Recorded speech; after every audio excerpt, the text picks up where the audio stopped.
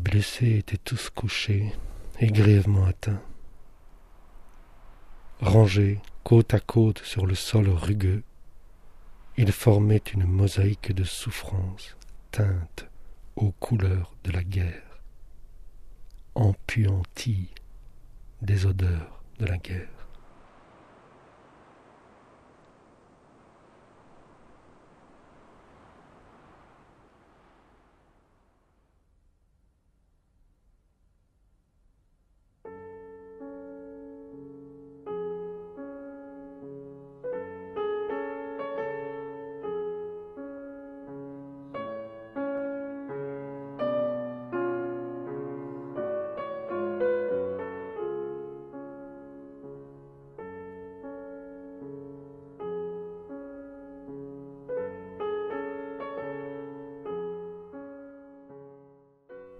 Les mots gravés dans la pierre sont à l'image de votre désir d'éternité.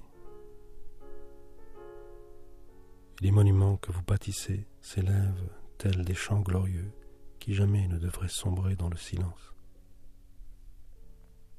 Mais la pierre est froide, elle est morte. Jamais elle ne vibrera comme peut le faire le cœur du plus inconnu d'entre vous. Le cœur humain, temple de la vie et de ses joies, est aussi celui des peines et des souffrances.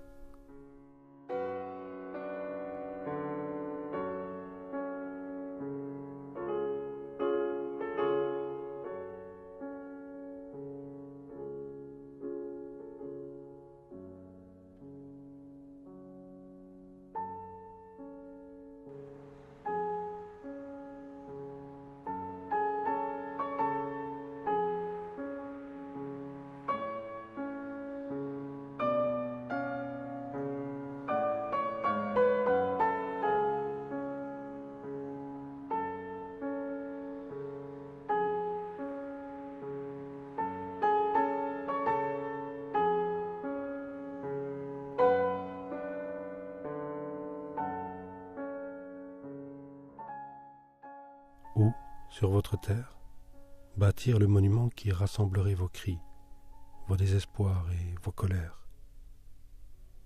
Soldat Owen, toi, le jeune poète que j'ai croisé sur le champ de bataille, n'est-ce pas ce monument que tu as voulu construire avec tes mots? Mais comme tant de tes camarades, tu perdis la vie sur les rives d'un canal, fauché comme un fragile brin d'herbe.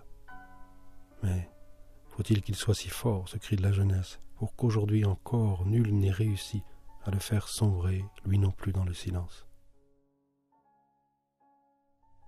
Quel glas sonne pour ceux qui meurent comme du bétail.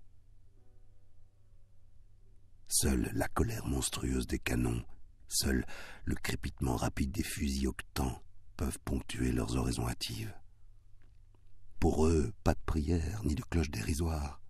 Nulle voix endeuillée, hormis les chœurs suraigus et démentiels des obus gémissants et les clairons appelant pour eux depuis de tristes comtés.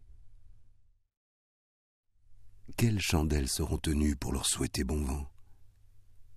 Non dans la main des garçons, mais dans leurs yeux brilleront les lueurs sacrées des adieux.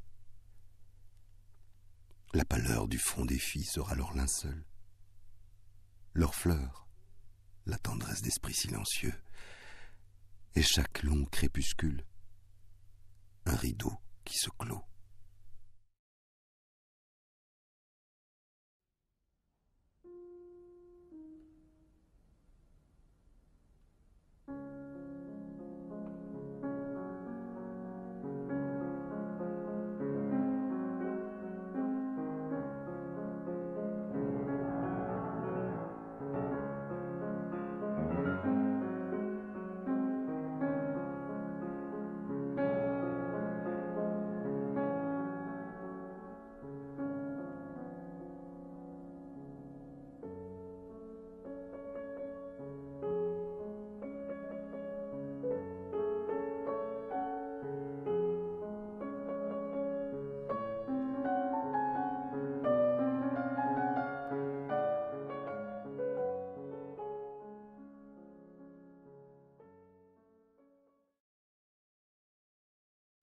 Dans tous mes rêves, sous mes yeux impuissants, il s'écroule à mes pieds, crache, suffoque, se noie.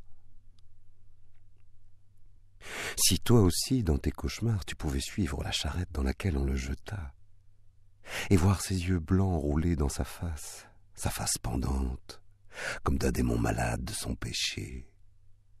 Si, toi aussi, à chaque chaos, tu pouvais entendre le sang couler à gros bouillons de ses poumons rongés, obscène tel un cancer, amer comme le pu des plaies atroces et incurables sur des langues innocentes, alors, mon ami, tu ne raconterais plus avec autant d'allant à des enfants avides de gloire désespérée ce vieux mensonge. Doux et beau est de mourir pour votre pays.